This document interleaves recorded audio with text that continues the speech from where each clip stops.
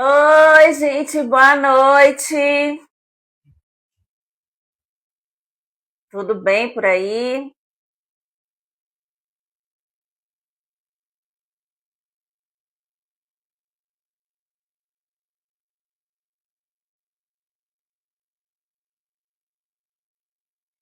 Oi, gente, boa noite, Grace. Sejam muito bem-vindos à live. Como agir com as crianças na bola suíça, as crianças hiporresponsivas e hiperresponsivas. Antes de qualquer coisa, quero agradecer a todos que estão se inscrevendo na jornada da evolução motora dos bebês. Eu estou muito feliz com os grupos que estão sendo formados, com as perguntas que estão sendo enviadas no formulário de inscrição. Perguntas muito boas. Algumas eu já respondi nos grupos, outras eu vou responder nos 3 dias das aulas, né, da jornada, porque elas vão complementar, inclusive, o assunto. E essa live de hoje vem também da pergunta de uma pessoa que se inscreveu e mandou essa pergunta. Quando eu vi essa pergunta, eu fiz, meu Deus, que pergunta maravilhosa, né? Como fazer com os bebês na bola suíça que são hipo ou hiperresponsivos na bola suíça? E aí, na hora que eu vi essa pergunta, eu fiz, essa pergunta não tem a ver só com o uso da bola suíça. Essa pergunta está muito relacionada a tudo que eu tenho falado aqui no Instagram. Tem a ver com o nosso raciocínio clínico usando a bola suíça, né? A maneira como o nosso sistema nervoso ele responde aos estímulos que são dados, não só na bola suíça, mas nos nossos atendimentos na pediatria. De que maneira a gente tem que observar isso? Porque à medida que a gente atende nossas crianças com o nosso raciocínio clínico baseado em neuroanatomia, neurofisiologia e biomecânica, o nosso atendimento é outro. A partir do momento que a gente tem um feeling para receber, para ver, né, entender aquela resposta motora e a partir dali a gente dá um outro tipo de estímulo para aquela criança, tudo muda, né? Então, vamos começar falando sobre o que é responsividade, que é o tema central, né, da live, né? O que é responsividade? Responsividade é a resposta. O nosso cérebro recebe diversos estímulos, né? Sejam eles táteis, visuais, auditivos, os vestibulares, né? Aí recebe esses estímulos, processa e dá uma resposta motora. Então, essa resposta motora é a responsividade. É uma resposta, né, de acordo com o estímulo que ele recebeu. Essa resposta pode ser uma resposta comportamental, emocional, pode ser uma resposta motora, como eu acabei de explicar. Então, o cérebro recebe o estímulo, processa e responde, né? Se for algo relacionado à dor, ele vai chorar. Se for uma resposta que ele tinha que pegar alguma coisa, você deu um estímulo para ele, ele viu um brinquedo, ele recebeu esse estímulo visual, a resposta motora dele é de ir se arrastando ou engateando para pegar aquele brinquedo.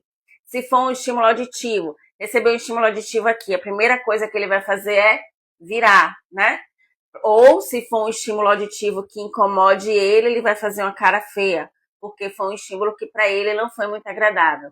Então, o cérebro recebe esse estímulo, processa e responde. Então, isso se chama responsividade, né?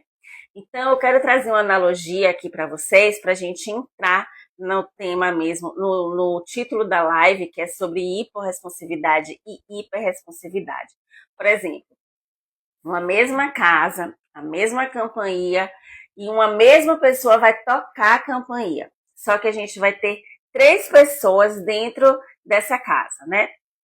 Aí vem uma pessoa, vai lá e buzina, aperta a campainha. Aí a pessoa A ouviu a campainha, se levantou, foi lá, abriu a porta. Ok. Veio a mesma pessoa, na mesma casa, apertou a campainha.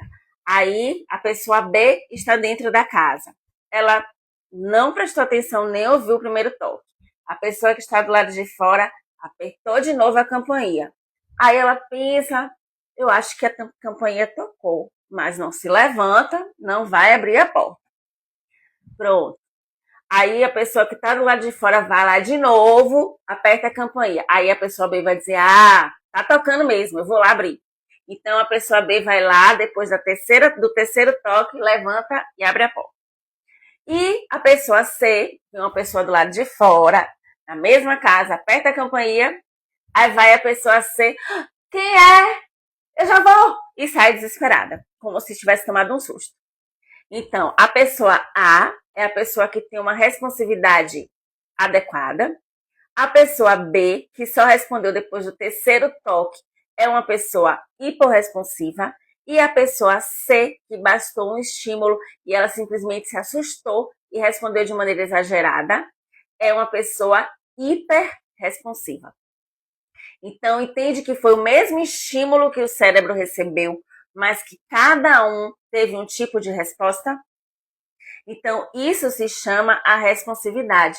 E cada um vai ter, de acordo com o que o cérebro recebe, um tipo de resposta. Seja ela pouco, que precisa de um estímulo maior para ela poder dar uma resposta motora. Hiper, porque bastou só um toquezinho que ela se desesperou, perguntou quem é e já foi abrir a porta. Então, isso se chama ou hiporresponsividade no caso da pessoa B e hiperresponsividade no caso da pessoa C, certo? E aí eu já quero falar para diferenciar hiporresponsividade de hipotonia. Porque muitas vezes a gente acha que a criança que é hipotônica, ela não vai responder aos nossos estímulos. E o que acontece? Tônus tem a ver com músculo. O músculo, o tônus é aquela capacidade do nosso músculo, em estado de repouso, se manter contra a gravidade, certo? Eu tenho um tônus, você que está aí do outro lado tem um outro tônus. Então, eu tô aqui, tenho um tônus adequado, certo? Mas se eu me assusto com alguma coisa, o meu tônus ele vai aumentar, ok? Nem por isso é patológico. É uma resposta que eu me assustei e eu estou tentando me proteger. A pessoa hipotônica, ela vai estar aqui, né, com tônus mais baixo. Ela não tem um tônus adequado para responder às posturas antigravitacionais. Normalmente as crianças que são hipotônicas são crianças que têm uma postura mais cifótica, né, que tem aquele abdômen mais protuso, que tem aquela dificuldade de fazer ajustes posturais, que tem um pé mais pronado. São crianças que quando você vai fazer, inclusive, o teste de tônus, que tem uma amplitude livre de movimento, não oferece nenhum tipo de resistência. Então, essas são crianças hipotônicas. Mas quer dizer que elas não vão responder ao estímulo? Não. Você, por exemplo, vou pegar o T21, que é um exemplo que todo mundo já deve ter atendido, o T21, se não começou a atender, já deve ter visto, né? T21, que é a síndrome mais comum no Brasil. Então, a criança T21. Vou pegar uma criança maiorzinha só para a gente poder exemplificar. O T21, se você começar a brincar de futebol com ele, oferecer a bola para ele, ele vai vir, vai chutar para você, vai brincar com você. Ele respondeu ao estímulo, mas ele não vai conseguir brincar por muito tempo. Por quê? Porque ele vai fadigar por conta da hipotonia. Mas ele respondeu ao seu estímulo? Respondeu. Então, ele é responsivo. Mas ele brincou por muito tempo? Não, porque ele é hipotônico. Quando você vai observar o chute dele, é de uma pisada mais pronada, você vai ver que ele não corre adequadamente por conta da hipotonia, pode perder equilíbrio, mas ele respondeu ao estímulo que você deu. Ele sorri para você, ele brinca com você, certo? Então, ele tem a hipotonia, mas ele é responsivo. E o tônus tem a ver com músculo. E já a responsividade, o hiporresponsivo, tem a ver com a resposta que ele dá ao estímulo que ele recebeu. O hiporresponsivo, com o tônus adequado, ele vai olhar para aquela bola, vai olhar, vai ter até vontade de brincar, mas ele vai dizer assim: ah, eu tenho que levantar. Então, só a bola para ele brincar não é o suficiente. Aí você vai ter que dar o estímulo. Ele não precisa, não, para ele não foi suficiente o estímulo visual. Você vai ter que dar o estímulo verbal. Pequeno, vamos brincar. Às vezes o estímulo tátil. Bora brincar? Ou seja, além do estímulo visual, ele precisou do estímulo auditivo e ele precisou do estímulo tátil para que ele pudesse responder. Depois que você pega nele, levanta ele, ele vem e começa a brincar. Ou seja, é uma criança hiporresponsiva, mas com tônus adequados. Para ele ter a resposta motora para ele brincar, ele precisou de 3 estímulos. Ou seja, o hiporresponsivo é aquela criança que que responde pouco aos estímulos, demora a responder aos estímulos, que explora pouco o ambiente, é um bebê que você bota de prono, às vezes no tatame, e que na posição que você deixou, ele ficou, que não mudou de um lado, não mudou para o outro, mesmo tendo um brinquedo na frente dele, ele não teve a menção de querer pegar, mesmo já tendo condições de se arrastar ou de engatinhar. Então, é um bebê que você coloca coloca o mobile, tá no carrinho ou no B, você coloca o mobile. Ele tá vindo o mobile, mas você não vê nenhuma movimentação dos bracinhos, nem das perninhas, para que ele tenha a vontade de pegar. Então, aquele estímulo visual para ele não é o suficiente para ele gerar uma resposta motora. Então, o hiporresponsivo são crianças que têm uma resposta que não responde adequadamente àqueles estímulos. Tem respostas mais lentas, respostas motoras, comportamentais, mais lentas àqueles estímulos. Então, às vezes, o hiporresponsivo, para você conseguir gerar uma resposta motora, às vezes você tem que unir estímulos. Por exemplo, tá na bola suíça. Você vai pegar uma criança hiporresponsiva, vou pegar Caio, que é meu fiel escudeiro. Você bota ele aqui na bola, é uma criança hiporresponsiva. Você tá aqui mobilizando ele, o estímulo vestibular para ele não é o suficiente para ele fazer uma extensão de cervical, ok? Aí você vai vir com o estímulo visual. Você tá aqui mexendo com ele aqui na bola, aí você pega, mexe aqui um brinquedo. Então, além do estímulo vestibular, você deu o estímulo visual. Aí ele respondeu, levantou a cabeça para ver o que era. Mas, mesmo eu dando o estímulo vestibular para Caio, mostrando o brinquedo aqui para Caio, Caio continuou com a cabeça baixa. Aí eu venho com o estímulo tátil, o estímulo vestibular, o visual, aí Caio responde a extensão cervical. Reparou? Agora, uma coisa que eu quero falar. Esses estímulos a mais que a gente dá para a criança ter essa resposta, a gente tem que ter um cuidado para a gente não fazer também, não dar também um excesso de estímulos. A gente vai fazer, né? Não nessa velocidade aqui eu fiz só para demonstrar, mas você vai dar o estímulo vestibular para essa criança e a gente sempre vai esperar que essa criança responda, né? Vai sempre esperar que essa criança responda. Se ela não respondeu por 1 minuto, 2, que seja, aí você vai oferecer o estímulo visual e vai aguardar ver se ela vai responder, né? Se ela não respondeu, a gente descansa um pouco essa criança, pode pegar ela no colo, porque você já está aqui há um tempo fazendo estímulo vestibular nela, né?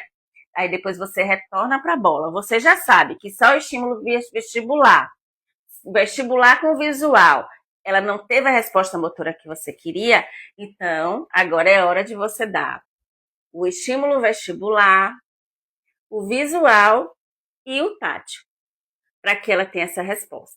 Outra coisa que a gente pode fazer com as crianças hiporresponsivas, a gente pode aumentar essa movimentação da bola, essa amplitude de movimento, essa amplitude de deslocamento da bola.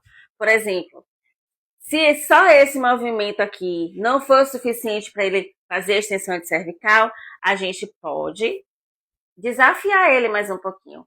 A gente pode aumentar essa amplitude de movimento. E como a gente pode fazer isso de forma mais segura?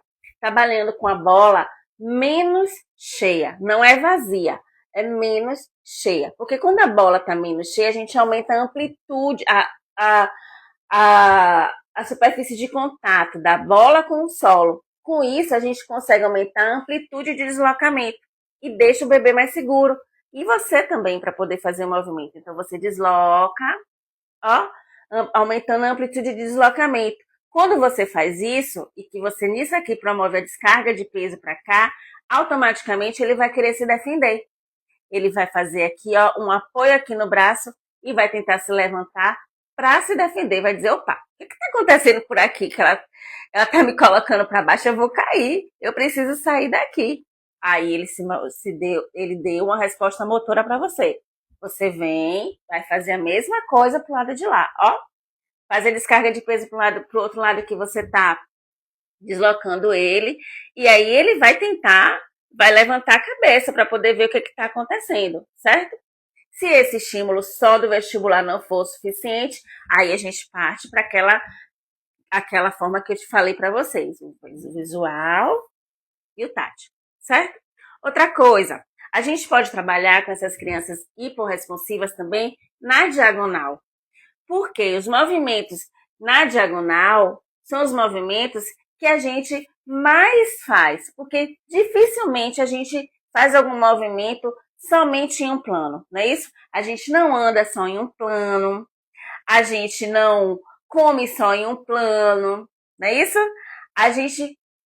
A maioria dos nossos movimentos acontecem nos 3 planos e muito mais no plano transverso.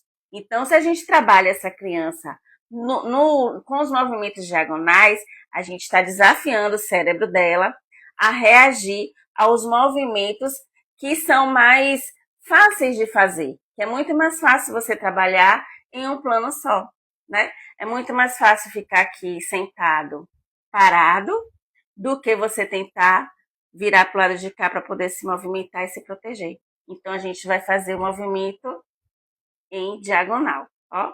Movimenta para cá, aí movimenta para lá, sempre fazendo, quando a gente movimenta para frente, descarga de peso para frente, né? E espera a resposta do bebê. Provavelmente ele vai tentar se defender. Aí você segura por aqui para ele poder dar a resposta que você quer, que aqui nesse caso é de extensão de cervical. Aí depois você faz nessa mesma posição, você faz o outro movimento em diagonal. Aí espera a resposta dele. Quando ele der a resposta, você volta. Se você vê que ele não deu a resposta, você vai partir para aquela outra linha que eu te falei, ó. Estímulo visual e o estímulo tátil, certo? Isso a gente faz para o bebê hiporresponsivo. Aí, quando é que a gente pode, né? No caso, a gente vai observar os sinais de organização do bebê.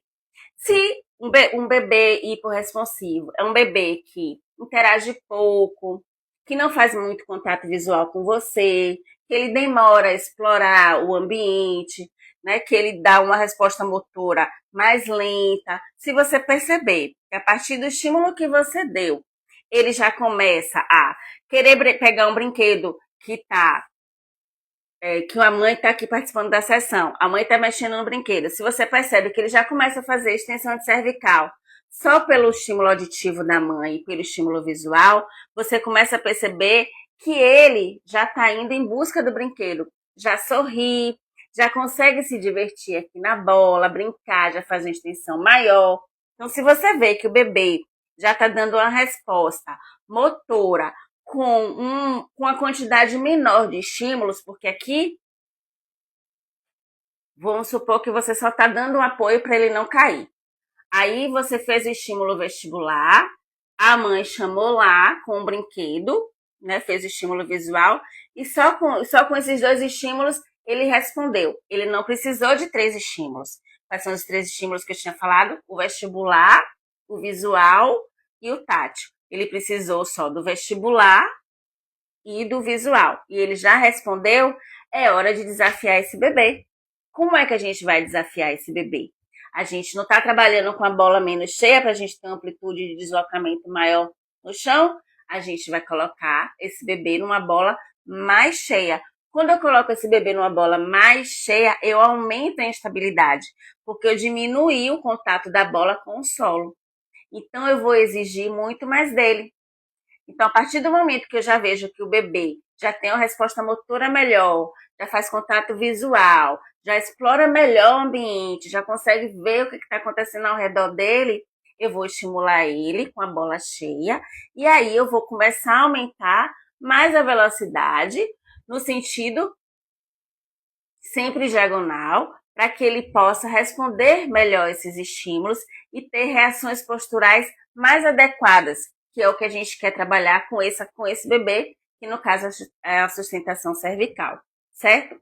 Gente, se vocês tiverem perguntas, pode fazer, tá bom? Eu tô aqui olhando, até agora não vi nenhuma pergunta, mas se tiverem perguntas, pode fazer. Mas de qualquer sorte, no fim, quando eu terminar a live, eu vou abrir para perguntas e vou responder a todas que eu puder responder, tá bom? Agora, no caso, se for um bebê hiperresponsivo, o bebê hiperresponsivo é aquele bebê que, quando ele recebe o estímulo do ambiente, processa, ele tem respostas motoras mais, mais intempestivas, vamos dizer assim, mais desorganizadas. Por exemplo, uma torneira, né? Tá lá uma torneira, duas torneiras, vamos supor. Torneira de shopping, daquelas que você aperta. Uma você aperta, consegue lavar a mão numa boa, né? Enxuga sua mão e tchau. Aí você aperta uma outra torneira, você vai depois em outro banheiro, aperta uma outra torneira, e essa torneira que você aperta, a água sai com um jato tão forte que você mal consegue colocar a mão, porque quando você coloca a mão, a água espirra toda em você, molha a sua roupa. Ou seja, uma resposta da torneira bem exagerada ao estímulo que você deu. Então, assim é o hiperresponsivo. Quando você dá o mesmo estímulo para aquela criança, mas ele tem uma resposta motora bem exagerada, isso é a hiperresponsividade. Mas eu vou aproveitar logo esse gancho para diferenciar hiperresponsividade de hipertonia. Hipertonia é aquela criança que está sempre com o tônus aumentado, certo? Em repouso, ela está com o tônus aumentado. É aquela criança que, quando você vai tentar movimentar o braço, ela faz uma resistência ao movimento e você não consegue movimentar o braço dela. A criança hiperresponsiva, ela tem o tônus adequado, tá com o tônus adequado, mas recebeu um estímulo que, quando recebeu esse estímulo, que o cérebro processou, essa informação causou nela uma hiperresponsividade. E como é que essa hiperresponsividade ela é apresentada? Através de irritabilidade, de choro. É uma criança que desorganiza fácil, que você não consegue colocar na bola suíça, porque uma criança que você coloca na bola suíça, ela começa a fazer extensão de corpo para tentar sair da bola. É uma criança que não quer ficar, ela vai subir aqui, ó, para tentar sair, porque o estímulo vestibular para ela foi demais. Então, o cérebro dela não aceitou esse estímulo vestibular e está tentando sair daquilo ali. Na verdade, essa hiperresponsividade é uma tentativa de proteção. Então, como que a gente vai fazer com o bebê hiperresponsivo para colocar ele na bola? Eu vou chegar lá. Antes, eu quero fazer uma outra analogia de hiperresponsividade e hiporresponsividade. Por exemplo, uma sala de aula. O professor está lá dando aula para uns 20 alunos, certo? Então, um aluno vai receber aquela aula da forma correta, vai chegar em casa, vai estudar no tempo certo, vai fazer a prova dele, ok. Um outro aluno vai receber aquela aula, vai ouvir o que ele está falando, vai absorver uma parte, a outra parte não vai absorver, vai chegar em casa, vai ter que estudar tudo que o professor já falou para poder fazer a prova, certo? Um terceiro aluno vai receber aquela aula que o professor deu, vai ouvir aquela informação que o professor deu, mas para ele vai ser uma sobrecarga muito grande de informação. Ele não vai conseguir processar o que está aprendendo, porque para ele foi um excesso de informação. Então ele começa a se desorganizar, começa a ter dor de cabeça, começa a ficar agitado, querer sair da sala. Chega em casa, ele não consegue nem abrir o livro, porque para ele foi tanta informação sobre aquele assunto que se ele pegar novamente o livro para ler aquilo dali, ele vai ter as mesmas reações, dor de cabeça, dor nos olhos embaçados, entende? Então, a resposta motora, aquele estímulo que foi aquela aula dessa criança hiperresponsiva, foi uma resposta exagerada ao que ele ouviu, certo? Então, eles estavam na mesma sala. Deixa eu ver se tem uma pergunta aqui. Eles estavam na mesma sala, ouvindo o mesmo assunto, mas cada um teve uma resposta. Então, o hiperresponsivo, ele teve uma resposta exagerada àquele assunto, certo? Então, se eu coloco um hiperresponsivo aqui na bola suíça e ele simplesmente começa a chorar, ficar irritado, quer sair, eu vou ter que adotar uma outra estratégia. Uma estratégia que até eu já fiz, eu fiz uma aula, eu gravei um conteúdo recente. O que você vai fazer? Você vai sentar junto com esse bebê aqui na bola, né? Se você não conseguir sentar na bola, você vai oferecer para ele um contato proximal do seu corpo com o dele, para que ele se sinta seguro. Às vezes, o ideal não é nem você começar com ele na bola, você pode começar com ele no solo. Ou você pode sentar na bola e colocar ele no seu colo e fazer a movimentação da bola. Deixa eu ver se eu consigo fazer aqui. Essa bola aqui é de 55, mas eu vou tentar. Você vai sentar e você vai colocar o bebê na bola, né? E você vai começar essa movimentação com ele no seu colo, devagarzinho, certo? Para que ele vá se acostumando com a instabilidade da bola, com o estímulo vestibular que a bola vai dando. Porque aqui ele está recebendo estímulo vestibular, ok? À medida que ele for se acostumando, isso eu não estou querendo dizer que isso vai acontecer numa mesma sessão. Isso pode acontecer com 2, 3 sessões, certo? À medida que ele vai se acostumando, você já bota ele aqui, ó, com as perninhas em contato com a bola, certo? Mas você ainda não colocou o bumbum dele na bola. Aí você vai acostumando ele do contato com a bola, certo? Aqui você está dando o estímulo tátil e o vestibular, certo? E vai fazendo os movimentos. Se der para você fazer na diagonal, você faz na diagonal também, certo? Aí vão passando as sessões. Aí, à medida que você vai percebendo a organização desse bebê, ele já não chora mais, já não se irrita tanto, né? Já consegue fazer um contato visual com você, já consegue, quando está aqui na bola, se divertir, brincar. Se tiver algum acompanhante, se ele estimula ele consegue pegar no brinquedo. Aí você começa a aumentar o contato dele com a bola. E você continua aqui, certo? E isso ele vai se acostumando com esse estímulo vestibular e vai se sentindo seguro, porque o seu corpo está em contato com o dele. Aí como é que você vai progredir? Num outro dia, em uma outra sessão, aí você vai colocar ele na bola e você por trás dele, certo? Pronto. E aí você vai dando esse estímulo vestibular ainda, certo? No caso do bebê hiperresponsivo, quanto menos você combinar estímulos, melhor. Porque no hipo, lembra que a gente fez a estratégia de combinar o estímulo vestibular com visual e com tátil? Talvez esse excesso de estímulos para o hiperresponsivo seja demais. Então, se você dá um excesso de estímulo para esse bebê, ele pode ter uma resposta desorganizada, chorar, ficar irritado, tentar sair, certo? Tentar sair da bola. Então, o ideal que você faça, dê a ele uma quantidade menor de estímulos. No máximo o vestibular e o visual, certo? E aí você vai fazendo esse movimento até que você vai colocar ele na posição em que você quer trabalhar para poder você atingir o seu objetivo terapêutico, que no caso do nosso exemplo é a sustentação cervical. A gente quer fazer com que ele tenha uma extensão de cervical.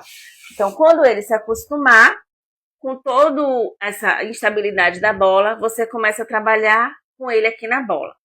No caso do hiper, você não vai dar para ele um maior deslocamento, você vai dar um deslocamento menor, porque você quer oferecer para ele uma quantidade menor de estímulos para que ele não tenha uma reação exagerada. Então aqui, ó, você vai dar um estímulo menor, sempre controlando o movimento aqui com sua perna, com o deslocamento menor, certo? Para que ele vá se acostumando. E aí, à medida que ele vai se acostumando, você vai fazendo descarga de peso, espera a resposta dele para ver se ele vai ter extensão de cervical. Vem para o outro lado, faz descarga de peso, observa se ele vai fazer extensão de cervical, certo? E à medida que ele vai demonstrando para você que com esse estímulo ele está se organizando, você pode oferecer um outro estímulo visual ou auditivo. Se quando você fizer isso com ele não fizer extensão cervical, se ele não fizer extensão cervical para o lado de cá, e você sentir que ele precisa melhorar essa resposta, aí, se ele estiver organizado, sem chorar, sem se irritar, você pode começar a oferecer para ele o estímulo visual, certo? Aí, pronto, passou-se o tempo, é uma criança que já responde bem aos estímulos vestibulares, que não chora mais, que consegue brincar na bola, que não se desorganiza, né, que não fica irritado.